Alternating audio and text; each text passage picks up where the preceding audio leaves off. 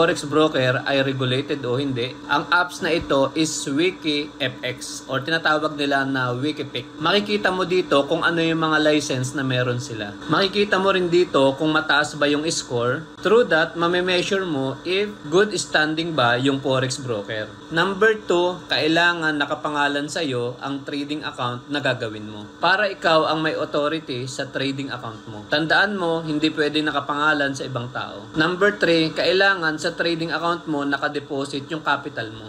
Maraming nai-scam sa Forex dahil sa trading account ng ibang tao nila dinideposit yung capital nila. Which is wala kang kahabol-habol kapag tumakbo yung taong pinagdepositohan mo. Number 4, huwag makipag-transact sa mga dummy account. Dummy accounts, it means hindi siya